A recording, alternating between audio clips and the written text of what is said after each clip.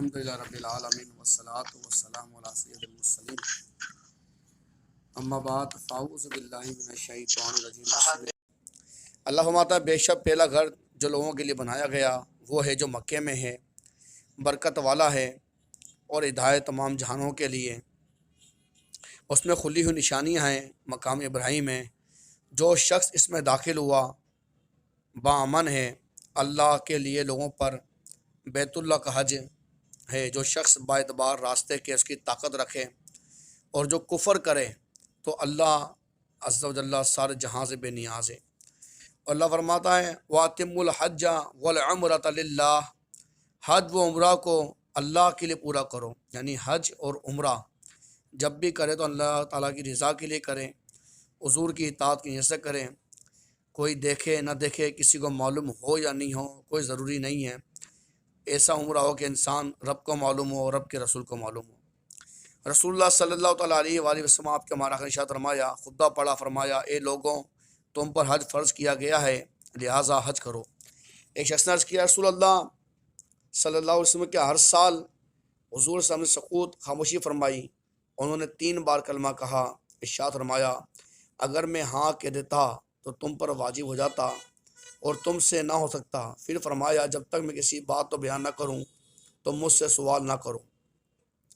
اگلے لوگ کثرت سوال پھر انبیاء کی مخالفت سے ہلاک ہوئے، لہذا جب میں کسی بات کا حکم دوں تو جہاں تک ہو سکے اسے کرو اور جب میں کسی بات سے منع کروں اسے چھوڑ دو۔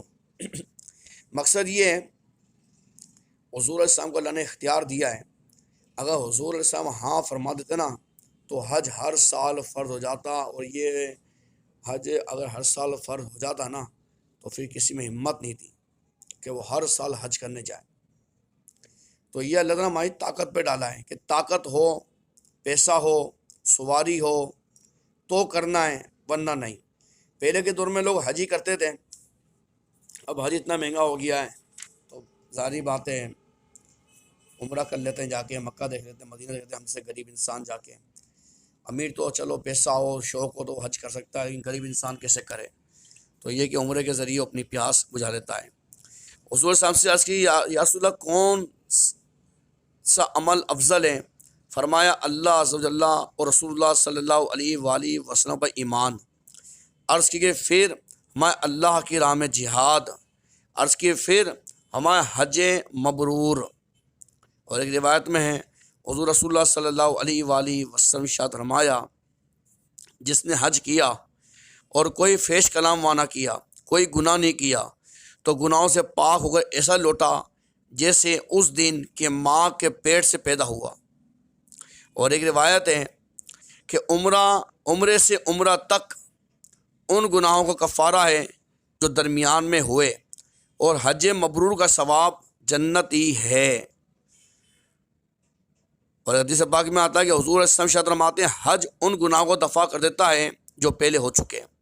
اور مومنین ام سلمہ رضی اللہ عنہا سے روایت ہے کہ رسول اللہ صلی اللہ علیہ وسلم ارشاد فرمایا آقا نے حج کمزوروں کے لیے جہاد ہے۔ اور مومنین اما عائشہ صدیقہ عتیقہ رضی اللہ عنہا نے روایت کی کہ میں نے عرض کیا رسول اللہ صلی اللہ علیہ وسلم عورتوں پر جہاد ہے؟ فرمایا ہاں، ان کے ذمے وہ جہاد ہے جن میں لڑنا نہیں ہے، اور وہ حج اور عمرہ ہے۔ اور فرمایا تمہارا جہاد جو ہے وہ حج ہے عورتوں کا۔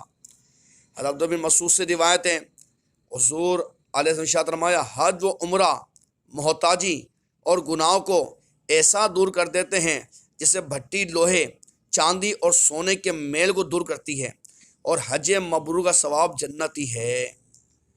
ایک جہالت سے یعنی کچھ بھی سکر نہیں، نہ قرآن کا پتہ نہ حدیث کا پتہ، بس پاسپورٹ لیا، ویزا کٹوایا، ٹکٹ لی، چلے گئے۔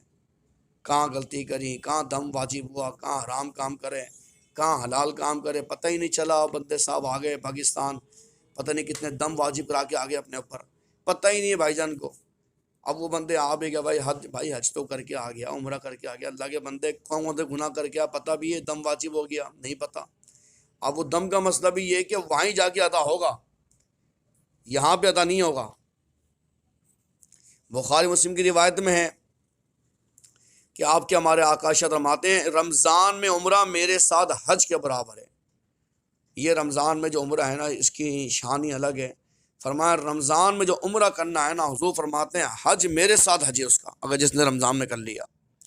اور مساشید روایت ہے کہ آقا نے ارشاد فرمایا صلی اللہ علیہ وسلم، حاجی اپنے گھر والوں میں سے 400 کی شفاعت کرے گا اور گناہوں سے ایسے نکل جائے گا جیسے اس دن کے اس کی ماں کے پیٹ سے پیدا ہوا ہے۔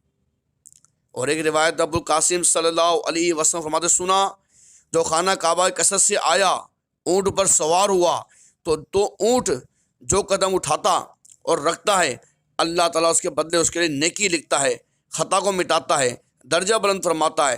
یہاں تک جب کعبہ معظمہ کے پاس پہنچا اور طواف کیا اور صفا مرمہ درمیان صحیح کی، پھر سر منڈایا یا بال کترائے تو گناہوں سے ایسا نکل گیا جیسے اس دن کے ماں سے پیٹ سے پیدا ہوا۔ اور حدیث پاک میں آتا آقا فرماتے ہیں صلی اللہ علیہ وسلم، اللہ تعالیٰ کو میلہ کچلا حاجی پسند ہے، کیونکہ پہلے کے سفر اونٹوں پہ تھے، کھڑوں پہ تھے، کھچر پہ تھے، گدھے پہ تھے۔ اسی حالت میں بندہ جب اللہ کی باغ میں پہنچا نا تو میلہ کچلا حاجی اللہ کو پسند ہے۔ کیا بات ہے۔ حضور رسول اللہ صلی اللہ علیہ وآلہ وسلم آپ کے ہمارا شاہ ہیں، جو مکے سے پیدل حج کو جائے یہاں تک کہ مکہ واپس آئے، اس کے لیے ہر قدم پہ 700 نیکیاں ہیں۔ حرم شریف کی نیکیوں کی مثل لکھی جائیں گی۔ کہا گیا حرم کی نیکی کیا مقدار ہے؟ فرمایا ہر نیکی 1,00,000 کے برابر ہے۔ تو اس حساب سے ہر قدم پہ 7 کروڑ نیکیاں ہوئیں۔ واللہ ذو الفضل العظیم۔